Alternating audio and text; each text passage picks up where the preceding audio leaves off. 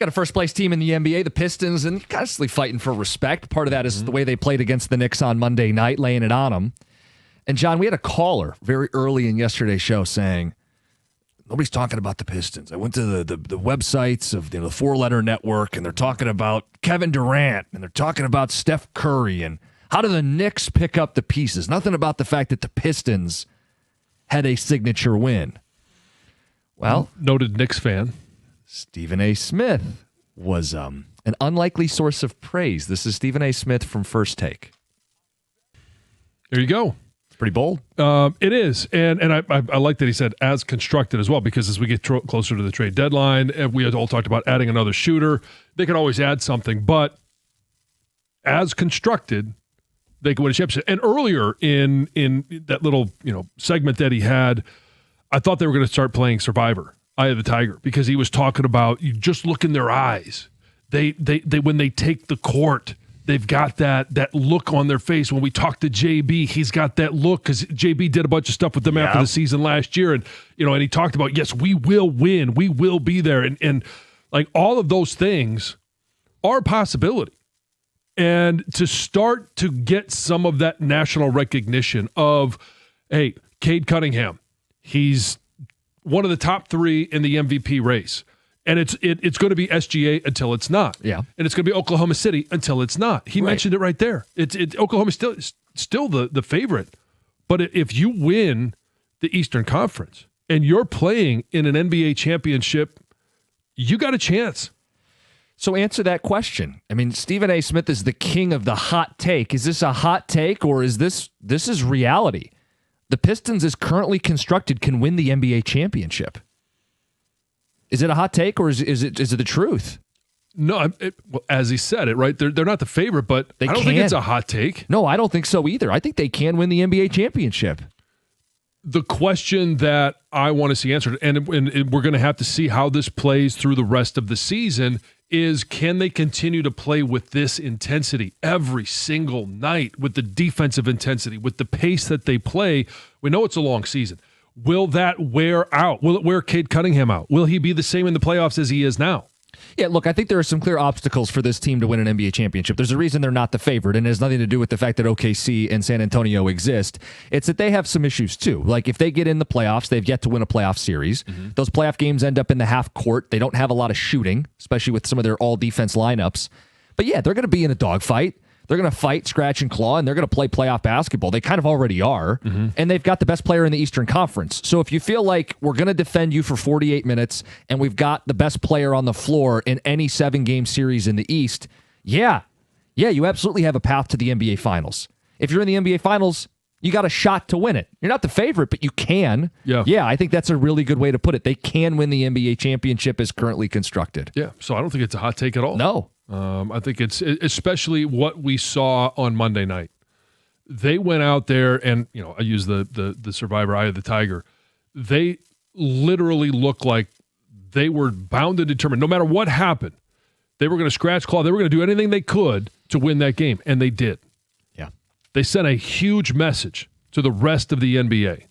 One other obstacle is going to be when, not if, when Tatum comes back for Boston. That's a team that's won a championship. Mm-hmm. Tatum would challenge Cade. Talk about having the best player on the floor. Boston would certainly make an argument for Tatum. Sure, but he's coming back after an Achilles injury. I know. And what type of player? He's still going to be really good, but he's not going to be peak Jason Tatum. Exactly. So, look, I think the Pistons have earned this conversation. Mm-hmm. They've earned the discussion, not to be the favorite, but to be in the mix of the next 4 or 5 teams that could win the NBA championship.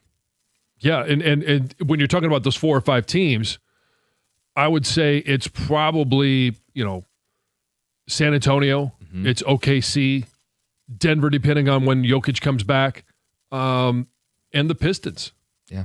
And then, a healthy Celtics team. A healthy Celtics team could be in the mix. Yeah. So let us know, 248-539-9797. It's unlikely praise from a New York Knicks fan, Stephen A. Smith, shouting out the Pistons, saying, I'm afraid of them. They can win the NBA championship. Do you agree? Let's get to Heather with the news. Hey, Jason Benetti's baseball broadcasting schedule could get even busier. So he is reportedly the top candidate to become NBC's main MLB play-by-play announcer in 2026. So NBC struck a deal with Major League Baseball to do games from 2026 through 2028, taking over some of the broadcast rights previously held by ESPN. And it sounds like Benetti is right up there as one of the top candidates. Also being reported is Kevin Brown, the play-by-play announcer with the Baltimore Orioles. Yeah. He's in the possibility to take over that lead announcing job. They also say Clayton Kershaw could be an option as part of the NBC's analyst rotation. Benetti makes a lot of sense. He's doing national stuff with Fox. Clearly, I don't think this would stop him from doing Tiger games. It'd just be like signature broadcasts, like, you know, your Sunday night or your Saturday. It would work in his schedule. Yeah, I think he could still do both. Yeah, I think it'd be great. Yeah, it'd be great for sure. Yeah, great for him. Hey, if you're an Amazon Prime member, you might be getting a little unexpected cash this year thanks to a $2.5 billion settlement with the Federal Trade Commission. So here's kind of what's going on. The FTC alleged that Amazon used deceptive sign-up and cancellation practices and basically enrolled people into Prime without actually getting like clear consent, and then made it really hard for these customers to cancel. And to settle this case, Amazon agreed to pay $1.5 billion to affected customers plus a $1 billion penalty. And millions of eligible Prime members already received like automatic refunds, either through PayPal or Venmo or a check. But now the settlement has kind of entered its second phase. So Amazon and the FTC are sending out claim notices to eligible customers who didn't get that automatic refund.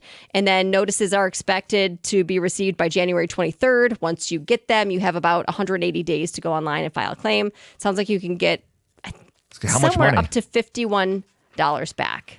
So it's something. So are they going to do this through snail mail or email? How they're going to notify you? Yeah. I would imagine they'd go through your email. I mean, that's connected to your account is the way to do it, unless people aren't. But that's up to you, I guess, to make sure you're checking your email. Kind of cool. Yeah. Yeah. Longtime CBS Sports college football analyst Gary Danielson was supposed to give his big farewell after the Sun Bowl last week.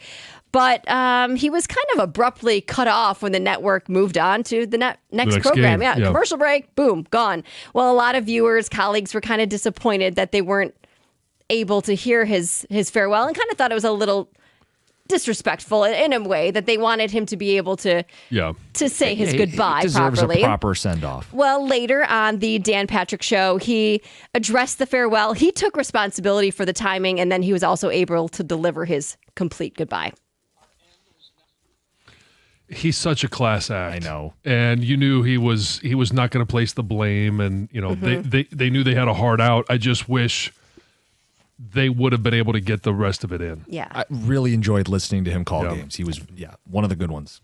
An Oakland County man is feeling stress-free after winning a $1 million lottery prize. So this 30-year-old, who is going to remain anonymous, says he won $1 million after he asked his brother to grab him a ticket.